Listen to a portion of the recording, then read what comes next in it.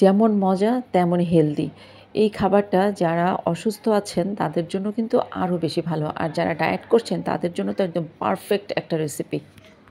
আসসালামু আলাইকুম viewers, welcome back to my miracle kitchen. আমি আজকে আপনাদের জন্য খুবই হেলদি একটা রেসিপি নিয়ে এসেছি, আর এটা হচ্ছে চিকেন স্টু রেসিপি। এটা বানানো যেমন সহজ, খেতে তেমনই মজা। আর যারা ডায়েট করছেন তাদের জন্য পারফেক্ট। খুব সহজেই ওজন কমানো সম্ভব এই খাবারটা খেয়ে। আর যারা অসুস্থ আছেন, ঈদ পরবর্তী অবস্থায় যাদের পেটের সমস্যায় ভুগছেন তাদের জন্য তো একদম 100% একটা পারফেক্ট রেসিপি। যারা গ্যাস্ট্রিকের সমস্যায় ভুগছেন অনেক দিন যাবৎ, তারা এই রেসিপিটা করে বাসায় খেয়ে দেখতে পারেন, অনেক উপকার হবে।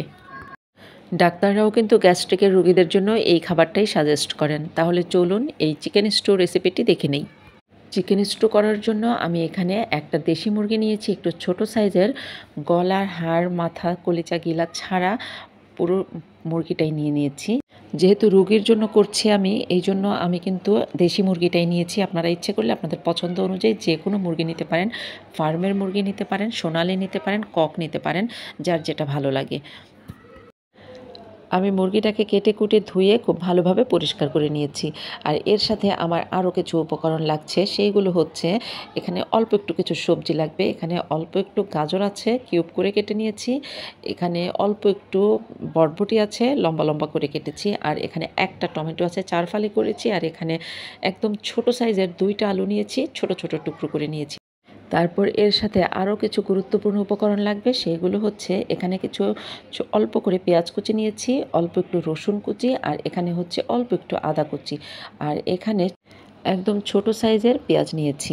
আর এগুলো আস্ত আছে, একটু বড় যেটা আছে সেটা মাঝখানে ফালি করে নিয়েছি। আরও কিছু ছোটোখাটো উপকরণ লাগবে, সেগুলো আমি রান্না করতে করতে আপনাদেরকে দেখিয়ে দেব। তো এর মধ্যে আমি চুলায় একটা কড়াই বসিয়ে দিয়েছি, আর তার মধ্যে অল্প পরিমাণে রান্নার তেল দিয়ে দিলাম। এখানে কিন্তু যেহেতু রোগীর জন্য করা আর এটা ডায়েটের জন্য একদম পারফেক্ট রেসিপি, এখানে কিন্তু তেল খুব অল্প লাগবে। তো অল্প পরিমাণেই আমি সয়াবিন তেল দিয়েছি। আর দিয়ে দিলাম 2-3 টুকরা দারচিনি, 3টা এলাচ, কয়েকটা লবঙ্গ, আর 7-8টা গোলমরিচ। আর তারপর এগুলো একটু নেড়েচেড়ে ভেজে নিব।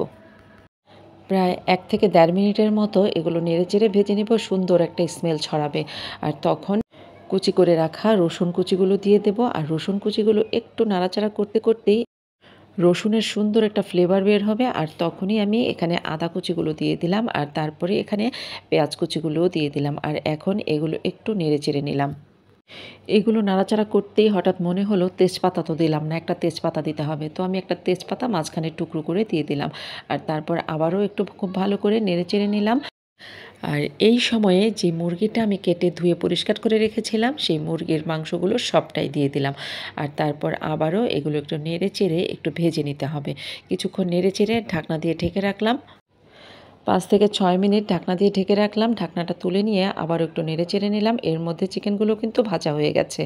আর এখন যে সবজিগুলো আমি কেটে রেখেছিলাম, সেই সবজিগুলো এক এক করে দিয়ে দেব। তো যে সবগুলো সবজি দিয়ে দেব, দিয়ে দিলাম আলু, তারপর দিয়ে দিলাম বরবটি, এখন দিয়ে দিলাম গাজর, আর হচ্ছে যে পেঁয়াজগুলো বড় টুকরো করে কেটে রেখেছিলাম সেগুলোও দিয়ে দিলাম, টমেটোগুলোও দিয়ে দিলাম। এখন এই সবজিগুলো চিকেনের সাথে 2-3 মিনিট ভেজে নেব। 2-3 মিনিট ভাজার পর আবার এগুলোকেও ঢাকনা দিয়ে ঢেকে রাখলাম 5 মিনিটের জন্য।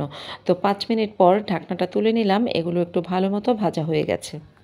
তারপর আবারও নেড়েচেড়ে এগুলোকে একটু ওলটপালট করে নিলাম। আর এখন এর মধ্যে দিয়ে দেব একটা কাঁচামরিচ। যেহেতু এটা রোগীর জন্য করা, এখানে কিন্তু মরিচ একদমই দেওয়া নিষেধ ছিল, তারপরও আমি একটা কাঁচামরিচ দিলাম। আর তারপর এখানে কিছু মাশরুম কুচি দিয়ে দিলাম। মাশরুম হচ্ছে অপশনাল, হাতের কাছে থাকলে দিবেন, না থাকলে নাই। তারপর এগুলোকে নেড়েচেড়ে মিশিয়ে নিলাম। এখন দিয়ে দিলাম এখানে পরিমাণ মতো লবণ।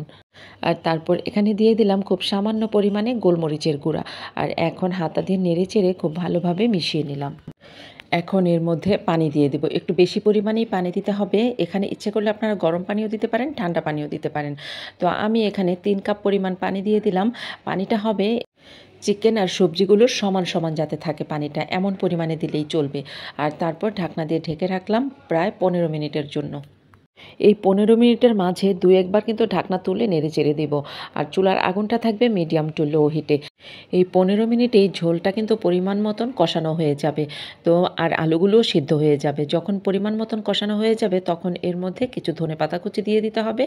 আর এটা অপশনাল, কেউ না চাইলে নাও দিতে পারেন। আর তারপর শেষ পর্যায়ে এসে এখানে আবারও অল্প একটু গোলমরিচের গুঁড়ো ছড়িয়ে দিতে পারেন। ফ্লেভারটা ভীষণ ভালো আসবে।